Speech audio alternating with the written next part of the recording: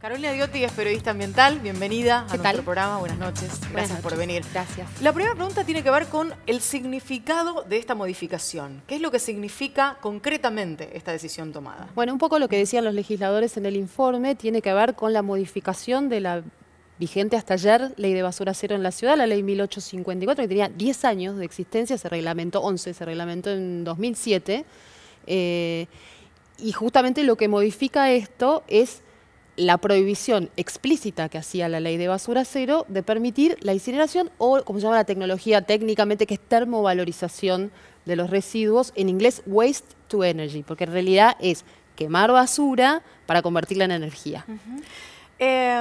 Estábamos medio fuera del aire hablando sobre la cuestión de un pacto, ¿no? Vos decías, ¿existe, no? No, porque generalmente uno habla de incineración y en Buenos Aires lo primero que recuerda son los edificios viejos que uno conocía que todavía tenían la tapita, claro, que estaban sí, todos clausuradas cuando claro, yo nací, pero te decían, no, incinerar basura es quemar montañas de basura. Y acá por ahí la palabra nos remite a lo mismo, pero ¿es lo mismo? No es lo mismo. La tecnología avanzó mucho, esto hay que decirlo, porque digo, también he visto algunos eslogans de quemar basura mata, no mata. No mata, tampoco te van a poner en incinerador y te vas a caer muerto. En Europa existen, se utilizan, hay países muy desarrollados que utilizan esta tecnología, tenemos que contar todo, ¿no? Claro. No te va a matar una incineradora, pero sí genera cierto nivel de emisiones de dióxido de carbono a la atmósfera, que son el gas contaminante que provoca el cambio climático, efectivamente el efecto invernadero, generan también dioxinas y furanos y una cantidad de ceniza que también es un residuo del que todavía mucho no se sabe dónde va a ir a parar. Claro. Eso sería como el impacto ambiental. No tenemos para nada que decir que te mata, claro, no, pero ahora, sí contamina. En los otros impactos, porque sí, hay una discusión alrededor de qué va a pasar con el tema de los recicladores a partir de esta decisión, cómo se va a hacer para pagar las centrales termoeléctricas, pero por otro lado también el compromiso de ver qué se hace con la cantidad de basura que se genera en la ciudad de Buenos Aires de cara a un SEAMSE que ya está prácticamente sin posibilidades de que se pueda seguir enterrando basura allí. Sí, algún dato podemos dar sobre eso. Lo primero es, entre la ciudad de Buenos Aires y todos los municipios se generan, los 30 y pico de municipios se generan 17.000 toneladas por día de basura. 17.000 diarias, ¿no? Los 30 y pico de municipios y la ciudad de Buenos Aires. Gran parte de esa cantidad de basura va a enterramiento al relleno sanitario de Norte 3, que es el más grande del mundo. Es el más grande del mundo. Y es cierto también lo que el gobierno de la Ciudad de Buenos Aires salió a anunciar hace unos meses atrás, a principios de este año, si no me equivoco, cuando salieron a decir, esto tiene fecha de terminal, que es en 5 años no tenemos más donde meter la basura. Eso también es cierto. ¿Cuál es la dificultad, el obstáculo o el reclamo que ayer se vio fuertemente, sobre todo del sector de los cartoneros y el ambientalista? Tiene que ver con que incinerar basura compite seriamente con todo lo que tiene que ver con el reciclado y la recuperación de materiales reciclables. Claro. Por eso decían los legisladores que deja a los cartoneros medio fuera de juego. Principalmente porque la quema de basura, la incineración, para convertirla en energía, requiere que materiales que tengan cierto poder calorífico. Los materiales que mayor poder calorífico tienen para poder convertir la basura en energía, que es el principal métier de la incineradora, digamos, son los materiales reciclables. Claro, con lo cual ahí tenés un choque de intereses clarísimo. Tenés un choque de intereses. Entonces, una de las críticas que se le hace al gobierno de la ciudad es que las políticas de reciclado son muy débiles todavía y que la ley de basura cero que estaba vigente hasta ayer, lo que decía era, hasta que no lleguemos al 75% de materiales reciclables puestos a reciclar con determinadas políticas de reciclado que requieren inversión, que requieren continuidad, que requieren meterse más a fondo sobre eso, no se puede incinerar. Y estamos recién en el 20 y pico %. Acá muy lejos. En 12 años de ley no se llegó ni siquiera al tope máximo que la ley pedía para empezar a pensar en la incineración.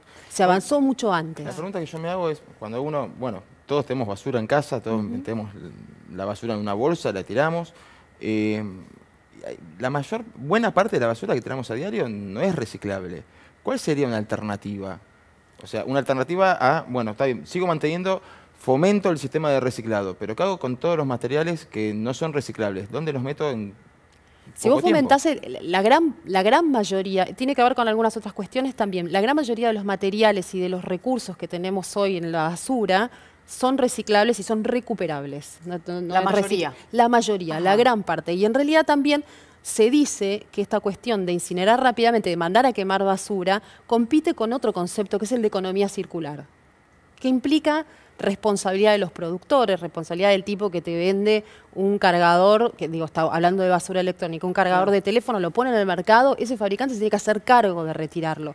Si nosotros lo pensamos en términos individuales, por ahí Nicolás, pero nosotros estamos hablando de políticas públicas, ¿no? Entonces decir, bueno, tiene que haber, contener una ley de envases, que implique también a los fabricantes, contener leyes de responsabilidad extendida del productor. Vos sos productor de algún residuo electrónico o de otro tipo de producto, te tenés que hacer cargo de sacar del mercado lo que vos pusiste, la basura que vos generaste y pusiste en el mercado.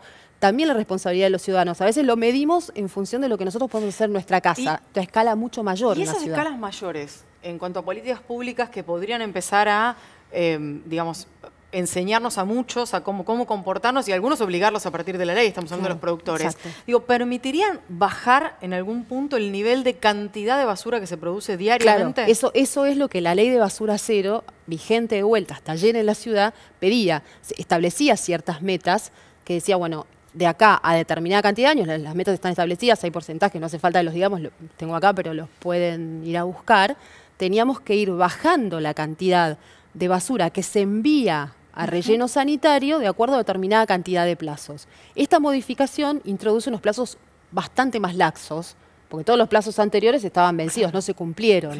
¿No? Decía que, por ejemplo, teníamos que haber bajado el 75% de basura que se envía a relleno sanitario para el año 2017. Nada, no llegamos ni a palo. Yo recordaba, porque en el año 2006, entre los distintos anteproyectos que aparecieron que terminaron llegando a la ley de basura cero, había uno que contemplaba directamente los containers de basura subterráneos, o sea, que desaparecieran de la vista. De golpe nos encontramos con las campanas en las veredas, después las campanas que molestan en las veredas bajan a la calle y después directamente desaparecieron la diferencia de campanas y en mi vereda, por ejemplo, tengo 2 campanas y las 2 son iguales. Y no depende del barrio, directamente las campanas pasan a ser containers negros. ¿Qué tipo de responsabilidad tiene el gobierno en eso y qué tipo de responsabilidad tiene alguna falencia que exista en la ley? Yo te diría que por ahí la basura cero, que fue, como dijimos, aprobada y reglamentada en 2007, hizo un vuelco muy grande a partir del año 2011, en donde por ahí tal vez el gobierno de la ciudad entendió que había que ir a fondo con esta política pública de reciclado, que después puede tomar diferentes formas y cambiar porque es medio a prueba y error. Lo que decimos los que estamos por ahí en el mundo ambientalista es, no sé si hacía falta meter incineración ya, todavía había mucho por hacer y es lo que se reclama, había muchísimo por hacer en materia de compostado y de reciclado en la ciudad antes de avanzar con esta tecnología de termovalorización que lo que hace es ponerle un techo de alguna manera a todas las políticas de reciclado. Es como el último recurso. Claro, digamos. Porque además cuando vos tenés la incineradora andando, la tenés que hacer funcionar, porque la incineradora tiene que vender energía y esa energía hay que venderla al mercado para digamos, que sea sustentable de alguna manera la incineración, si no está dependiendo siempre del subsidio. ¿Para qué no vamos a calentar en reciclar si no pasa nada? Claro, esa es otra cuestión también que hilando más fino, vos, yo y nosotros acá, cuando sepas que se quema basura, y más de uno va a decir, yo qué sé, no separo más, ¿viste? Claro, ya está. El que ya se había tomado el laburo de separar y todo eso, ahora va a terminar diciendo, y no, si se va todo a quemar, metamos todo en la misma bolsa y que quemen. A veces uno se para desde un lugar y otras veces necesariamente tiene que intentar pararse desde el lugar de los otros para entender cómo funcionan estas cosas que, como vos decías, son políticas públicas y son mucho más grandes que nosotros separando la basura en nuestra propia casa. ¿Qué pasa con las autoridades cuando se encuentran con realidades como, me voy a lo macro, pero digo, como el compromiso firmado en París respecto del medio ambiente y de las metas que tiene que cumplir nuestro país en líneas generales, y viniendo a la ciudad en más pequeño, esas metas que tal vez se entienden no se están pudiendo cumplir y hay que buscarle una solución porque si no, no vamos a saber dónde meter la basura. Es así. Digo, cuando te paras en ese lugar, ¿cómo se ven las cosas desde otro lado? Es así y está bueno también rescatarlo porque también entendemos todos la responsabilidad de quien está a cargo y está viendo que entre los 30 y pico de municipios y como dijimos recién, la Ciudad de Buenos Aires están enviando 17.000 toneladas a un relleno sanitario que te dicen que en 5 años no tiene dónde más meter. ¿Cuántas de las cuales son solo de la ciudad? 6.000. 6.000 millones. 6.000 toneladas por día. 6.000 toneladas por día produce la Ciudad de Buenos Aires. 6.000 produce la Ciudad de Buenos Aires, 3.500 están yendo a relleno sanitario. El resto con distintos tipos de tratamiento, no todo es reciclable, a veces hay tratamientos de otros tipos que se producen mismo en SEAMSE, se procesan de alguna manera de modo que no se van a enterrar. Pero de todas maneras estamos enterrando 3.500 toneladas por día procedentes solo de la ciudad.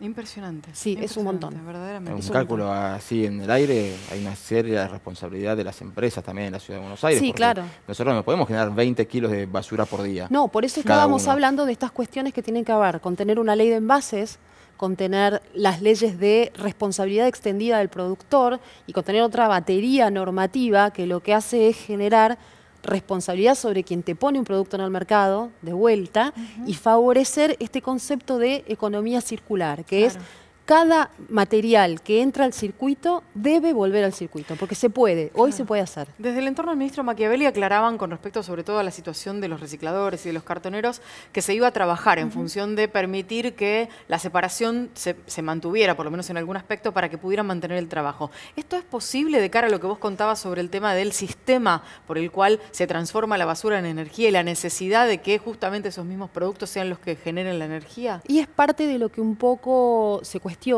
en sentido de cómo va a ser ese monitoreo, ¿no? Tal vez la Ciudad de Buenos Aires tiene las herramientas para hacerlo. Imagínense una incineradora en un municipio del conurbano que a duras penas puede gestionar los residuos que terminan en la calle. Tenemos pila de ejemplos de municipios que están tapados de basura, tratar de gestionar que esta fracción de reciclables vaya a los recuperadores.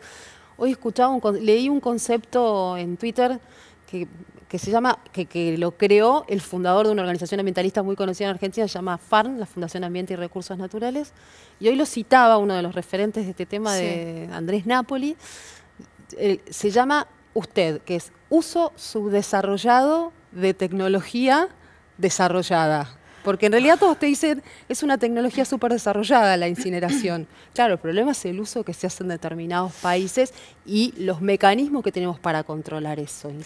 Carolina, gracias por haber venido. Un placer haberte tenido aquí.